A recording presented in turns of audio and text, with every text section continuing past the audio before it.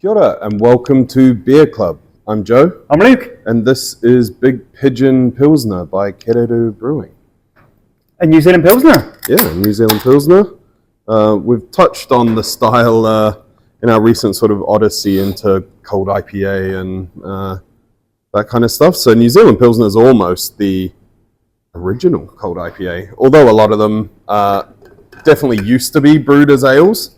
They were just like almost XPAs. I think now very much they are brewed with lager yeasts on the most part, and yeah, very hoppy style pilsners. Yeah, it's one of the newest BJCP beer styles. So it's only been officially a beer style for maybe 10 years. So there's a couple of really interesting articles about it. So in the if you're a member of the NZ Beer Jokes Facebook group, I'll link to a good article on the BJCP about the sort of origin of the style. But even then, it is still a bit confusing as to what it is. Well, it's not confusing. It's a Pilsner style beer that is showcasing aromatic New Zealand hops. Yeah. And that is it. And there's a lot of flexibility within that. The key one that used to confuse me in the early days was that they were usually brewed as an ale. And because the yeast is not important in this style, it's just a beer that has no discernible yeast character of esters or phenols or anything, just a really clean ferment, light-bodied, showcasing the hops around the Pilsner ABV. So it's not necessarily a lager yeast, not necessarily cold conditions, which, as you say, makes it kind of confusing as to it's very similar to an XPA. Yeah. But that's also a confusing style. So. Is it extra pale or is there more of it? But one thing we can all agree on is they're delicious. It's a really, really great style. It's, a good point actually. It kind of is like a baby cold IPA. Yeah, I think, obviously adding a lot of aromatic hops to lager has been a thing for quite some time with New Zealand Pilsner, IPL back in the day and all that. So now we're seeing styles like Italian Pilsner, which I think is kind of just a New Zealand Pilsner but with Euro hops, from what I gather. But Italian Pilsner predates New Zealand Pilsner. Okay. I'd have to look that up and check it. I thought Italian Pilsner was a very bitter Pilsner with more hops. Yeah. And this beer has a good bitterness to it. It does. So reading the can, they use Wakatu in early editions. So that's a hop that doesn't feature all that much. You don't hear much about Wakatu It's at all. not super common, but it's a great dual-purpose hop. Gives a really nice bitterness. But also in a lager like this, you do like that kind of floral character that it has. A little bit sort of herbaceous, floral, and then obviously the superstar New Zealand hops, Nelson Sauvin and Motueka, providing sort of citrusy, white grapey, bright aroma on top. So super enjoyable beer. Just so good, so unique, so different. I know I say this every time, but we do get used to drinking beers like this. But to crack a beer like this, if you're in pretty much anywhere else in the world, is something very, very special. Just to experience these flavour profiles of these, the results of this brilliant terroir and brilliant breeding programs here in New Zealand that have resulted in these totally unique hops. Nelson being the superstar, but there's a whole bunch of others that are also really great. And drinkable beer, light-bodied, smashable, and then just all about these hops and an ABV that's like 5%. Yeah, exactly 5%. So what an absolute treat for your taste buds to be getting all this big hop profile. Yeah, and Kererū, a brewery I haven't had the fortune of visiting. I've been to Brewtown, and I didn't actually realize quite how close they were until I'd left Brewtown. I should have popped in and said hi, but I thought for some reason they were across town or something. Yeah, you just sort of like walk around a fence, and then they've got their so they have got a brewery shop that you can go in, and I'm pretty sure they still fill flagons, and you can buy cans to take away. So it's not a tap room that you can like go and drink in, but they definitely have a shop there, and if you pop in and they're not too busy, they might show you around. I'm sure they do organise official brewery tours as well. And it's an impressively big operation. I was surprised that just the size and the scale of the kit there, and they do some pretty unique stuff, and it's a nice example of a brewery that's definitely not trying to follow a bandwagon. They're just carving their own way through, which is really cool. So, founded by Chris Mills 10 years or so ago. Sounds about right. And it's an American guy, and his wife Natasha, who does all of the artwork. So Kererū have such a particular style. You always recognise if it's a Kererū can or bottle, and there's very, very good reason for that, because it's all Natasha's eye behind it all. So of course incorporating lots of birds, but various other kinds of animals. Yeah, lots of animals. Fish on the Ume Goza recently. Pro fish, lots of good puns. I think there are a lot of puns, but this... Some good dinosaur ones, right?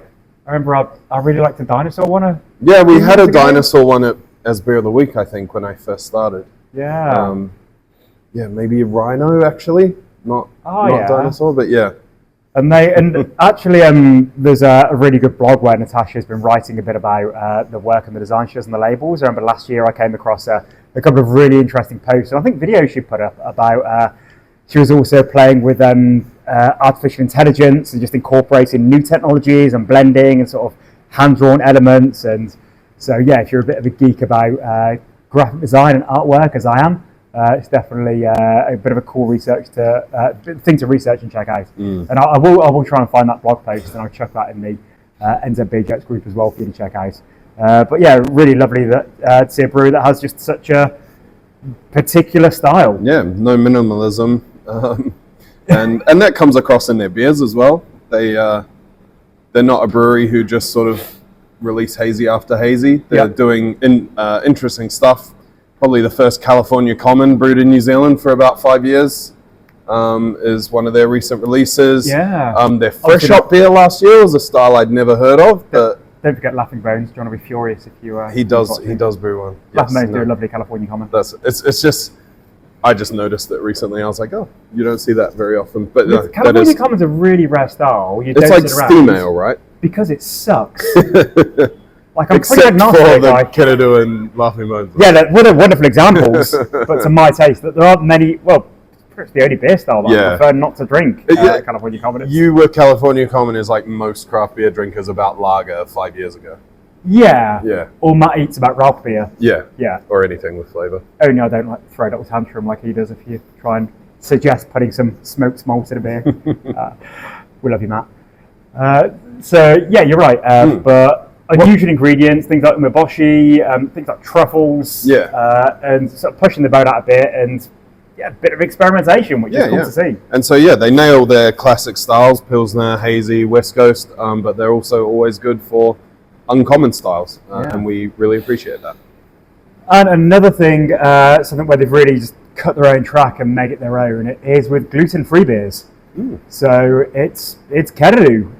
If you are a celiac, you're intolerant to gluten, they have a really fantastic program with several beers. I think maybe 4 in the core range. I don't know if the stout is a core regular offering. I think they have a dark ale, an IPA, a pale, and a rice lager, and a hazy even. So, and then a raspberry beer as well. So maybe if you're lucky, there's a whole variety 6-pack.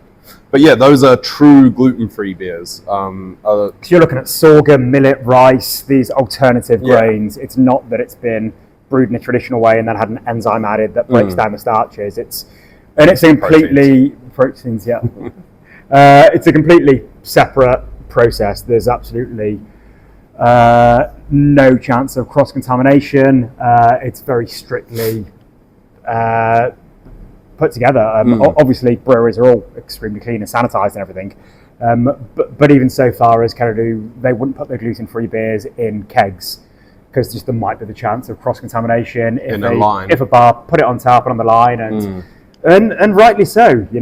This is it's a very serious thing when you are talking about people's health. And allergens, and it could be extremely serious. If a celiac had it, they might be on the toilet for a day.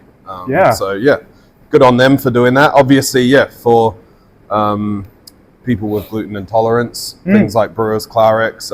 I know, certain breweries use it just to help clean up their lagers and things like that. And it is as gluten-free as oats, it's below 20 parts per million or whatever. Yeah. But for a celiac, that's still too much. So yeah, it's a really cool thing they do. Yeah. And yeah, we have them in the tap room, and they're appreciated when, I mean, not many people who are gluten-free would ever wander in here, but there might be partners of, or and we do have, there's like a regular run club that's like really happy that we have gluten-free beers on, and so really cool that they're just giving that alternative to drinkers.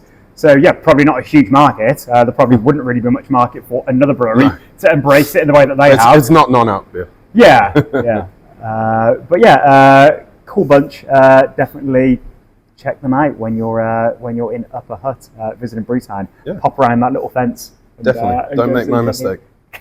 And get yourself a barrel-aged truffle barley wine or something. Yeah. Amazing. Yeah, it's Paloma and just all those. Yeah, so they're multi-award winning, aren't they? I've had a couple of them, and they're phenomenal. Yeah. The Gilded in the Sky and Paloma and all those, Yeah.